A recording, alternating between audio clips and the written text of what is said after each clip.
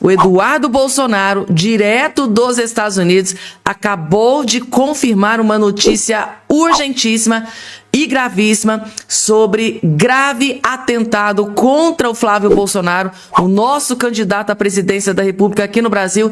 Ele teve acesso a essa notícia e ele vai explicar tudo nos mínimos detalhes aqui, porque essa notícia deixou a direita muito apreensiva, tá uma tensão na direita nesse exato momento em Brasília. Outra notícia mega importante, gente, tá? A imprensa acaba de revelar, acaba de anunciar que Lula da Silva cometeu um crime gravíssimo e imperdoável. Acabou de sair aqui na imprensa de um dos maiores jornais aqui agora, de que Lula da Silva cometeu um crime gravíssimo, tá? E imperdoável. Qual é esse crime que o Lula cometeu? Jornal do alto escalão, jornal poderoso aqui de Brasília, acabou de soltar essa bomba e eu vou trazer também nos mínimos detalhes. E agora, gente, notícia bombástica, explosiva em Brasília, tá? Bandido, criminoso acabou de admitir ameaça de morte contra parlamentar da direita. Um bandido, um criminoso, acabou de confessar tudo. Criminoso acabou de admitir ameaça de morte contra parlamentar de direita. E essa notícia, gente, tá?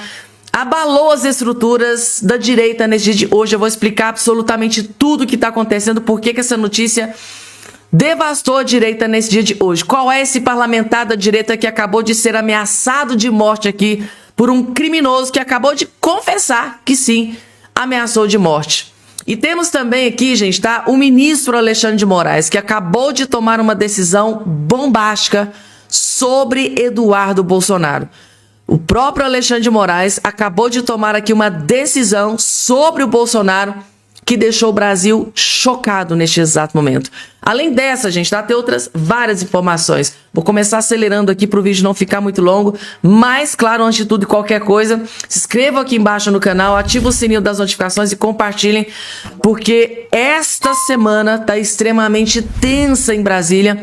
E é muito bom vocês estarem inscritos aqui nesse canal, porque eu estou acompanhando para manter você muito bem atualizado aqui nesse canal.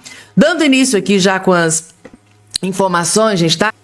Aqui da imprensa diz que o Lula cometeu um crime gravíssimo e imperdoável.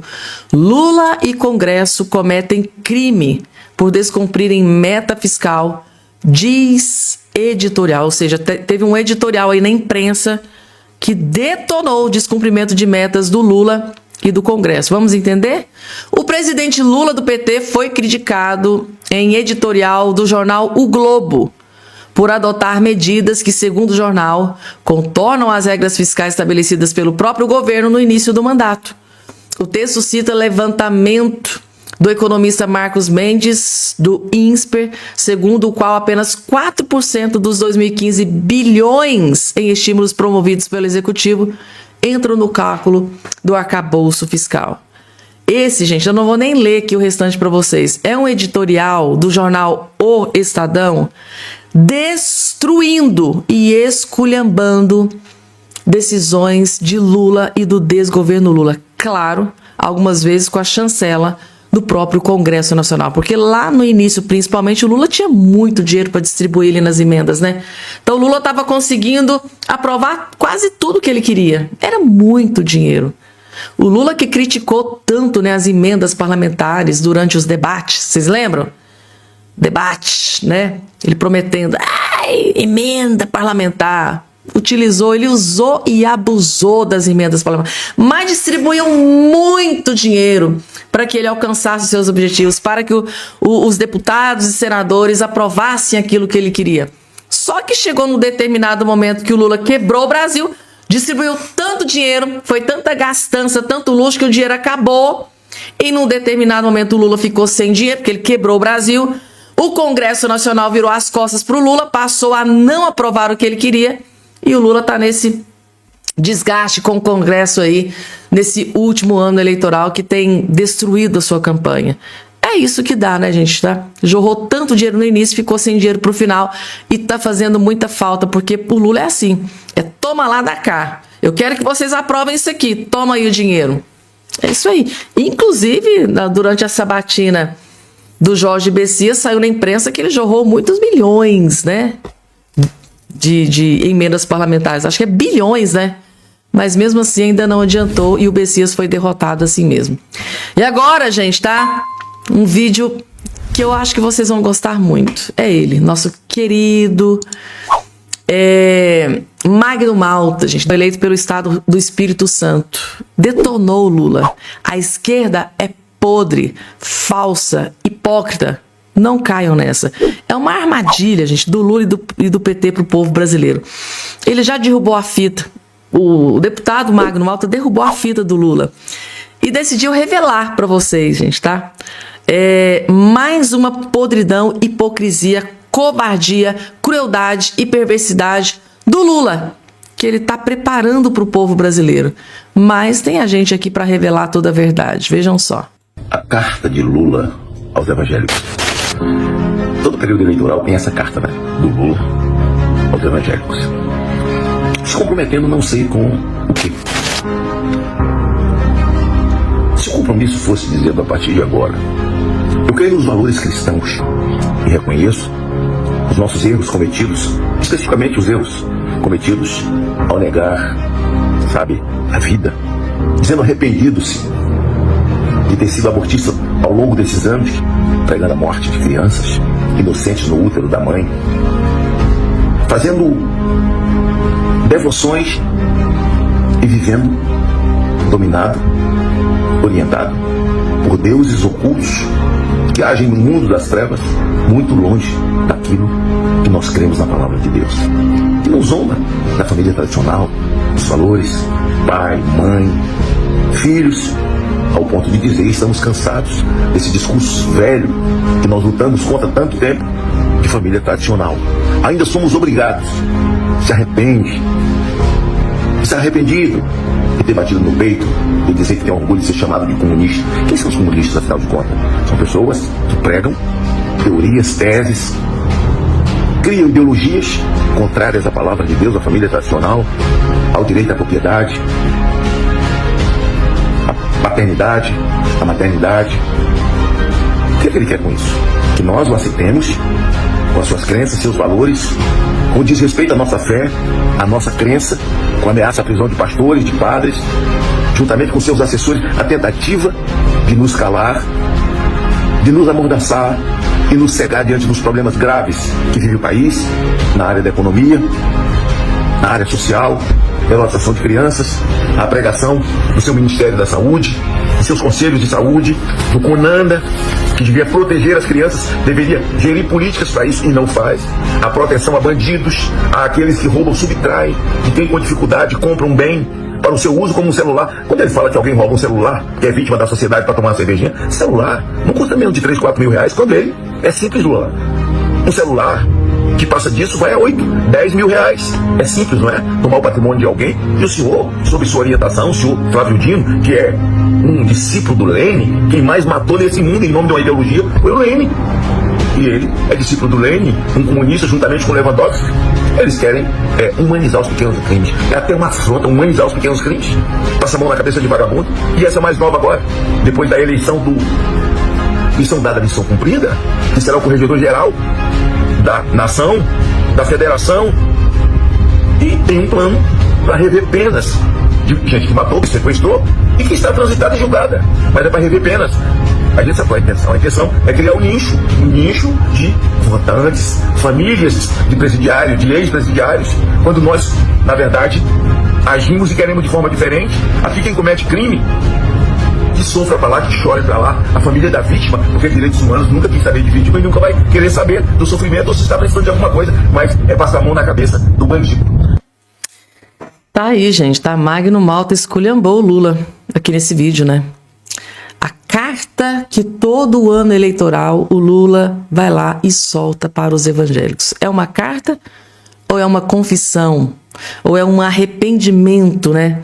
Do que ele protegeu nos meses anteriores, nos anos anteriores. É isso aí, gente. Magno Malta disse absolutamente tudo aqui nesse vídeo. Revelou, desmascarou o Lula, né? Isso aqui, na verdade, gente, é um vídeo do Magno Malta, do senador, né, Magno Malta, desmascarando o Lula, mostrando a verdadeira face, mostrando o que é o Lula verdadeiramente para o povo brasileiro. Compartilhe esse vídeo, gente, tá? É muito importante que vocês compartilhem o máximo possível. Pessoal, eu tive acesso aqui a uma informação, daqui a pouco, tá? Eduardo Bolsonaro solta uma bomba sobre atentado contra o Flávio Bolsonaro. É gravíssimo, daqui a pouco eu vou trazer para vocês, mas antes, eu preciso trazer aqui uma outra informação que gerou pânico em Brasília. Que é isso aqui, militante de esquerda confessa ameaças de morte contra o Zuco, gente, tá? É muito mais grave do que vocês imaginam. O Departamento de Polícia Legislativa da Câmara dos Deputados identificou o autor de uma série de ameaças de morte dirigidas ao deputado federal Luciano Zuco, do PL do Rio Grande do Sul, pré-candidato ao governo do Rio Grande do Sul. Ele é pré-candidato, gente, para ser governador do Rio Grande do Sul, ao governo do Rio Grande do Sul. E ele está sendo ameaçado de morte por um militante de esquerda. Então, a polícia conseguiu identificar esse militante de esquerda. E ele confessou e admitiu que pode fazer o pior contra o parlamento, contra o deputado. Numa das postagens feitas em setembro passado, o usuário comentou um anúncio de participação de Zuco num desfile de Porto Alegre. Perdi a oportunidade de estourar a cabeça desse defensor de meu Deus, bolsonarista safado, escreveu o militante. Em outra publicação afirmou que garantiria a ida do parlamentar para o inferno. Meu Deus do céu. O que esses esquerdistas têm coragem de fazer. O responsável pelas ameaças a Zuco. A investigação apontou como responsável pelas mensagens Cleomar dos Santos, de 47 anos, morador de Novo Hamburgo, do Rio Grande do Sul, e funcionário de uma empresa do setor de bolsas. Ele prestou depoimento na 3ª Delegacia da Polícia do Estado. Segundo os investigadores, ele admitiu ser o dono da conta utilizada para os ataques. Durante o interrogatório, afirmou que as publicações tiveram motivação política e declarou ser militante de esquerda e do PT.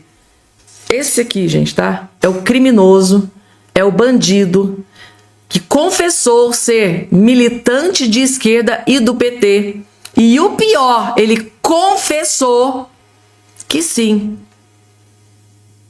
Confessou ser o autor dessas ameaças de morte contra, se Deus quiser, o futuro governador do Rio Grande do Sul, o Zuco. Gente, é inacreditável. É aquele ditado que eu sempre repito para vocês: se eu não posso vencer o inimigo, eu vou abater o inimigo, eu vou eliminar o inimigo. Guardem bem aqui esse rosto, que eu fiz questão de colocar aqui na tela para vocês conhecerem o bandido criminoso, militante de esquerda. Ele confessou que é militante de esquerda, disse que iria destruir, ia mandar o deputado Zuco para o inferno. É surreal. Tá aqui o comentário, ó. Perdi a oportunidade de estourar a cabeça desse defensor de pedoca, não posso nem terminar, bolsonarista safado. Esse foi o comentário. E o deputado Zuco tá correndo gravíssimo risco de morte. Agora, gente, a pergunta que eu tô me fazendo é: esse homem tá preso? Tá atrás das grades? Ou ele tá por aí livre, leve e solto e pode cometer esse crime a qualquer momento? Santos também disse que escreveu as mensagens no calor da emoção e negou qualquer intenção de colocar as ameaças em prática, ao comentar a publicação em que mencionava estourar a cabeça do deputado, afirmou estar arrependido e pediu desculpas. Simples assim, né, gente? Estou arrependido, peço desculpas, deixa eu ir embora. Parlamentar precisou de escolta policial. Diante da gravidade das mensagens, o deputado Zuco passou a contar com escolta da Polícia Legislativa durante deslocamentos e cumprimentos públicos no Rio Grande do Sul. 2 agentes acompanham o parlamentar em viagens à capital e ao interior do estado. Tenente-coronel da reserva do Exército, ex-líder da oposição na Câmara, Zucco foi orientado a reforçar a segurança pessoal em razão do ambiente de polarização política. Nos últimos anos, ameaças contra autoridades passaram a receber maior atenção das forças de segurança.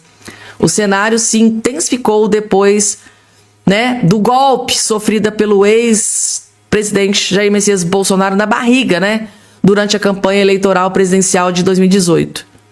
Tá aí, gente, tá? Casos semelhantes também atingiram outros parlamentares. Um estudante chegou a ser detido no Espírito Santo por ameaçar de morte o deputado federal Nicolas Ferreira, do PL de Minas Gerais, pelas redes sociais. Então, deputado Nicolas Ferreira foi ameaçado de morte e agora esse indelinquente, esse criminoso, esse bandido aqui, ameaçou de morte. Fez gravíssimas ameaças de morte contra o deputado federal, o ex-líder do PL no Congresso Nacional, deputado Zucco, gente, tá? E só Deus, gente, tá? Para ter misericórdia e proteger os nossos parlamentares, porque, segundo aqui o Flávio Bolsonaro, isso não está acontecendo só com o deputado Zucco, está acontecendo também com o Flávio Bolsonaro. Flávio Bolsonaro também corre grave risco de morte. Eduardo, tá aqui o comentário, Eduardo diz que Flávio corre risco de ser assassinado. O Eduardo Bolsonaro, direto dos Estados Unidos, fez uma confissão que chocou a direita nesse dia de hoje, gente, tá? Deixou a direita muito apreensiva. Vejam só o comentário. Mas a gente tem que conhecer contra quem que a gente está lutando. Porque já assassinaram o líder das pesquisas lá da direita da Colômbia, o Miguel Turbay Uribe, assassinaram o Fernando Villavicencio no Equador, facada no Bolsonaro, tiro no Trump. Isso para citar alguns casos aqui na nossa região, nas Américas. E é sempre quem? É sempre alguém de direita. É sempre alguém de direita que toma a pior. E a esquerda depois vai com cara de santo. Não fiz nada. É o famoso apito de cachorro. Sabe o que é o apito de cachorro? É aquele apito que você coloca na boca, você sopra. Os seres humanos não escutam, mas o cachorro escuta. Devido ali às vibrações, alguma coisa que tem, no som. Mas é isso que acontece. A esquerda fica incentivando esse tipo de conduta e depois quando ela acontece, a esquerda fala, eu não sabia de nada. Mas eles fazem o quê? Eles aceitam utilizar a violência como instrumento político. Então eu acho que o Flávio tem que tomar muito cuidado com a segurança dele. Cada vez mais vai valer mais a pena assassiná-lo. Porque se tirar Flávio, quem é que resta? Restam as pessoas que a gente conhece aqui da direita, porque a gente comenta sobre esses assuntos. Agora, vá lá no interior da Bahia, vá lá em Riachão, em Pé de Serra, ou em próprio Lem, perguntar para o pessoal quem é Zema, quem é Caiado, quem é Renan Santos, ou quem é qualquer uma dessas figuras. Então vai ser uma eleição entregue de bandeja para o Lula. Então é contra isso daí que a gente está lutando. E assim a gente tem que saber. É isso aí, gente, tá? Então, segundo Eduardo Bolsonaro, Flávio Bolsonaro corre grave risco, forte risco de ser assassinado. Por isso, gente, que a segurança do Flávio Bolsonaro teve que ser triplicada. Ele só anda agora com colete à prova de bala, à prova de qualquer coisa, Até mesmo do que aconteceu com o Bolsonaro. É muito grave, gente, porque esse é o modus operandi da esquerda, desses psicopatas esquerdistas, militantes de esquerda. O outro lá confessou que é militante de esquerda, é militante do PT. E se eles não querem que a direita vença a eleição, se eu não posso vencer, se eles estão vendo lá nas pesquisas que são feitas nos estados, estão vendo nas pesquisas que o Flávio está subindo, está crescendo. Poxa, é uma grande ameaça para o Lula ou para um parlamentar de direita. Se a gente não vai vencer, vamos abater. Vamos eliminar o inimigo. É assim que eles pensam. É com esse tipo de gente que o Flávio Bolsonaro está lidando. É com esse tipo de gente que o deputado Zucco está lidando. E está lá, andando com escolta policial duplicada. Flávio Bolsonaro triplicou a escolta policial. Precisa, gente.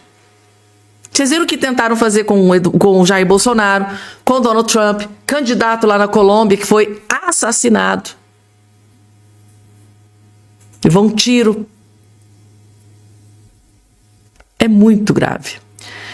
E agora, gente, para finalizar, Alexandre de Moraes acaba de tomar decisão sobre Eduardo Bolsonaro. E para surpresa zero de ninguém, Moraes rejeita pedido para adiar e mantém julgamento de Eduardo Bolsonaro nesta terça-feira. A impressão que eu tenho, vendo de fora, é que o ministro Alexandre de Moraes não vai descansar enquanto não ver Eduardo Bolsonaro inelegível, fora de qualquer possibilidade de ocupar algum cargo na política.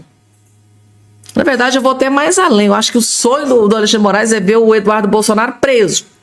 Não contenta só com o pai, tem que pôr o filho também. Porque é impressionante, parece algo pessoal. Porque se você for olhar, poxa, que crime que o Eduardo Bolsonaro cometeu? Mas eles dão um jeito, parece dar um...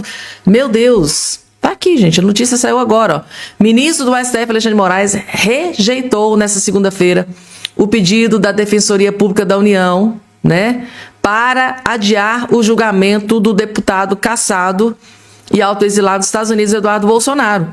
Ou seja, a Defensoria Pública da União agiu contra Alexandre de Moraes. Ela foi lá e pediu para que esse julgamento fosse adiado. A DPU, gente, tá? Foi contra o Alexandre de Moraes, pediu o seguinte, olha, a gente quer que o Eduardo Bolsonaro seja julgado pelo plenário. E mesmo assim, mesmo a DPU agindo contra Alexandre de Moraes, ele dobrou a aposta, falou, não, a minha decisão segue intacta. Então ele não atendeu o pedido da DPU. Então tá aí. Então ele rejeitou nessa segunda-feira o pedido da DPU sobre o envolvimento do Eduardo Bolsonaro. Segundo a investigação, o ex-deputado teria atuado para interferir no andamento da ação que apura a tentativa de golpe de Estado nas eleições de 22, processo que resultou na condenação do ex-presidente Bolsonaro. Eduardo Bolsonaro não designou um advogado para representá-lo no processo. Com isso, a defesa dele está a cargo da DPU. E a própria DPU que peitou Moraes, né? Peitou Moraes, falou, a gente quer o adiamento, a gente quer que ele seja julgado pelo plenário. Mesmo assim, o Moraes não recuou, triplicou a aposta e mantém aqui o julgamento que está previsto para acontecer agora, ó, nesta terça-feira. Alguém aí foi pego de surpresa, gente? Eu não. É que se tratando de Alexandre de Moraes, sobre Bolsonaro, sobre Flávio Bolsonaro, sobre qualquer um do clã Bolsonaro, eu jamais serei pega de surpresa quando a decisão do Moraes for negativa. E aí, gente, vocês foram pegos de surpresa? Coloca aqui embaixo a opinião de vocês. Ex-desembargador, atual advogado, doutor Sebastião Coelho, acaba de explodir uma bomba contra o ministro do STF, Alexandre de Moraes. Assistam com muita atenção, porque o que ele descobriu é devastador, é desesperador para o ministro Moraes. E tem a ver com o que está acontecendo nesse momento com Jair Messias Bolsonaro.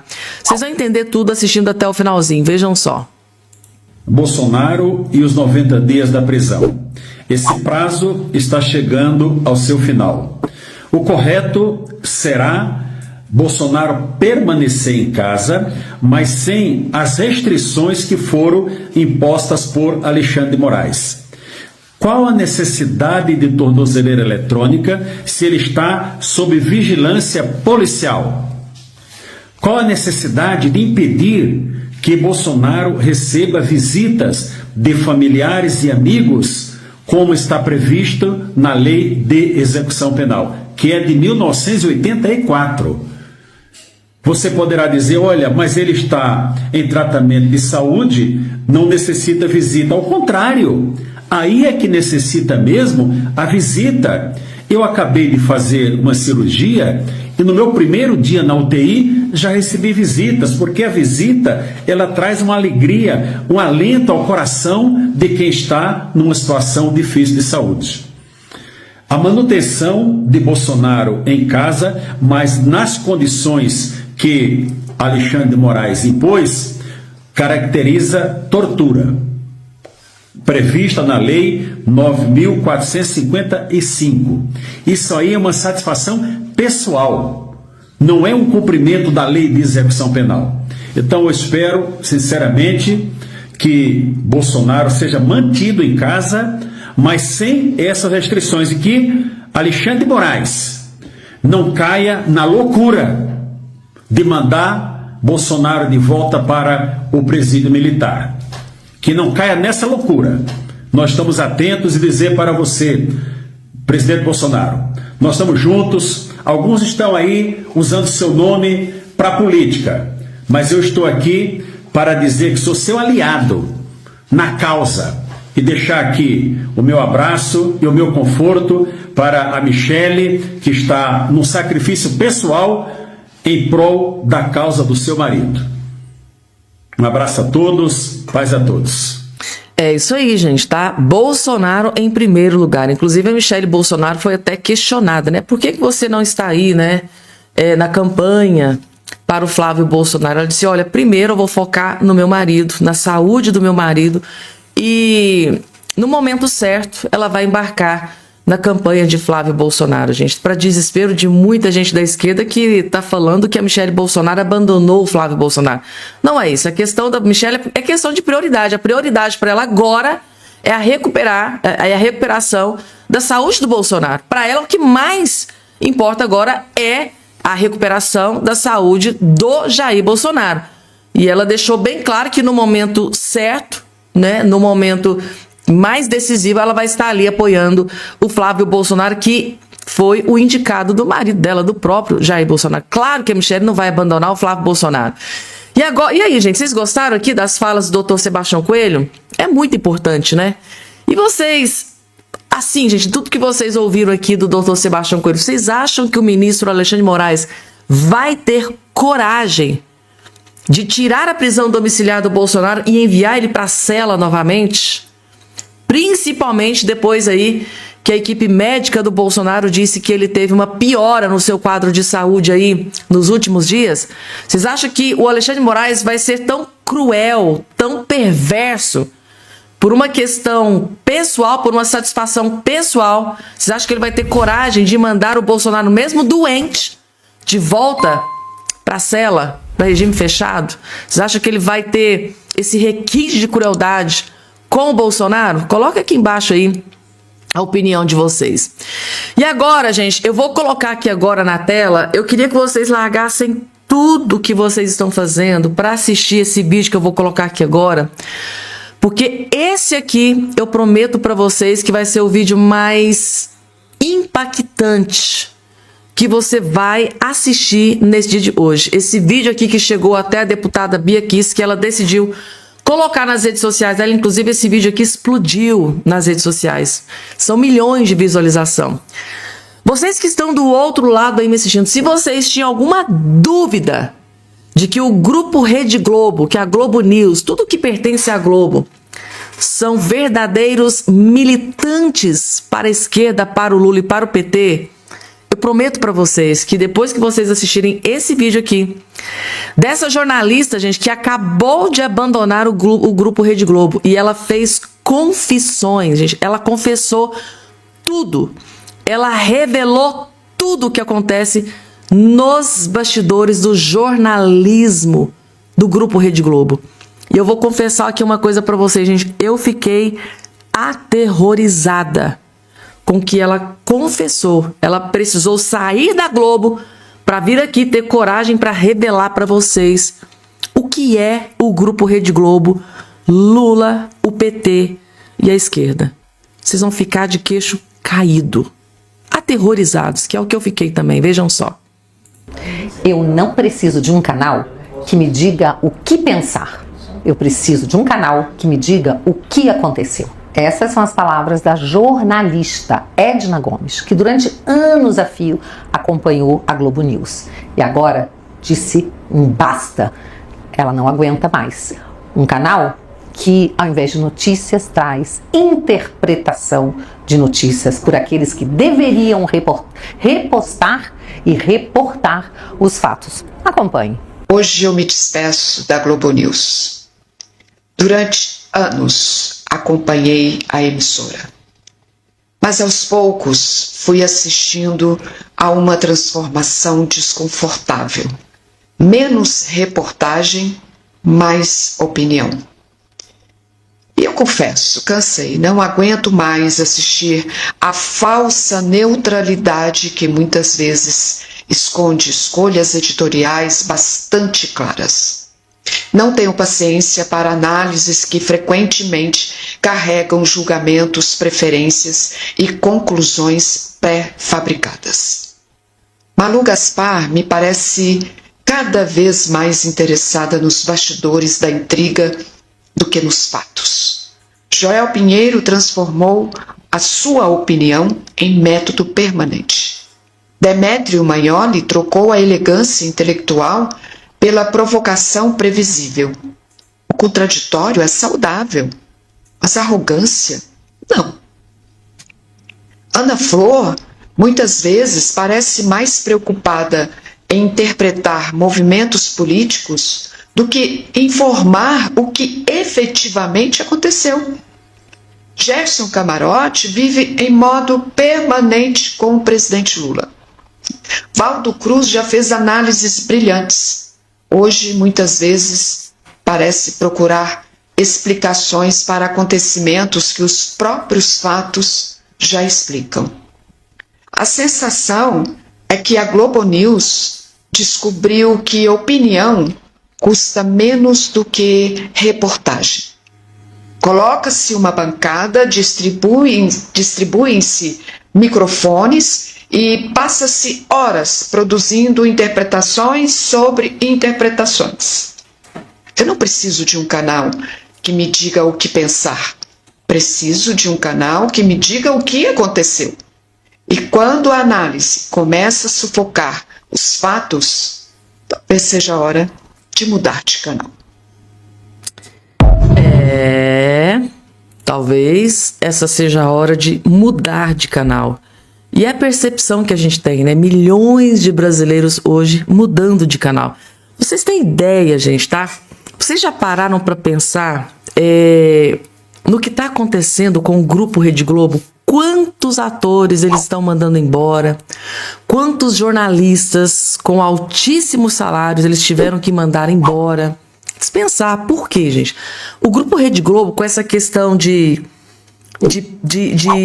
ser partidária, nitidamente é um canal de esquerda, é um conglomerado de esquerda, que está ali para servir para a militância do PT, do Lula e da esquerda. E não tentam nem disfarçar. Só que quando ela decidiu realmente escolher um lado, automaticamente saiu ali algumas empresas que deixavam muito dinheiro no Grupo Rede Globo, começou a abandonar. Passou-se a quebrar contratos. Olha, a partir de agora nós não vamos retornar. Um exemplo aqui para vocês. Vamos supor que o grupo IP, do detergente IP, quando começou a ver que ali era só militância. Tô dando um exemplo, eu nem sei se isso aconteceu. Eu sei que várias empresas acabou com o contrato com o Grupo Rede Globo, mas estou citando aqui um exemplo. Então, se um grupo IP, por exemplo, uma empresa forte como o Grupo IP, né, vai lá e fecha o contrato com a Globo, são milhões e milhões de reais que deixam de entrar no Grupo Rede Globo. Só que além desse exemplo que eu dei para vocês do Grupo IP, várias outras empresas abandonaram o Grupo Rede Globo. Isso fez com que a fonte da Globo secasse, o dinheiro diminuísse. E o resultado é a Globo ter que mandar um monte de jornalistas, atores do alto escalão, tudo mandando embora, gente, tá? Demitindo. Gente, a Globo tá sem dinheiro. A Globo hoje, gente, basicamente vive de dinheiro. Claro que não é só, né, dinheiro público, mas dinheiro da Globo. Vocês podem ter certeza que de todas as emissoras, a que mais ganha dinheiro dentro do governo Lula é o Grupo Rede Globo. Então, gente, tá, as pessoas estão acordando pra vida. Tipo assim, poxa, eu quero ver notícia, né, dos fatos que estão acontecendo no dia a dia, que está acontecendo no Brasil e no mundo. Eu quero ligar a TV para ficar vendo ali opinião política, que claramente tem um viés de esquerda e eles nem tentam disfarçar. Isso fez com que o povo brasileiro, em massa, abandonasse o Grupo Rede Globo e começasse a assistir, por exemplo, canais como esse aqui, que é isento. Às vezes tem notícia que complica a direita, mas a gente vem aqui e traz a informação, dá opinião. É assim que tem que ser, gente. Você quer ter aqui a verdade dos fatos, e contra fatos são argumentos. Agora, eles pegam uma notícia do Lula ferrando o povo brasileiro e fica lá com aquele eufemismo. Olha, o Lula fez com que o Brasil hoje fosse o segundo maior país do mundo, que paga o maior imposto do mundo. Mas olha, porém, veja bem, mas eles tentam ali engabelar o povo. Deu para vocês entenderem por que o povo cansou? Não só o povo cansou da Globo, mas até os jornalistas estão acordando e abandonando também o Grupo Rede Globo. Tá aí, gente, tá? Tomou a decisão, saiu da Globo News e jogou a lama no ventilador. Eu não quero um canal que fique me dando opiniões. Eu quero um canal que me dê notícias, fatos do que está acontecendo no Brasil e no mundo. Brilhante comentário aqui da agora ex, né, jornalista do Grupo Rede Globo. O que é que vocês acharam da decisão dela, gente? Tomou uma boa decisão? Coloca aqui embaixo a opinião de vocês.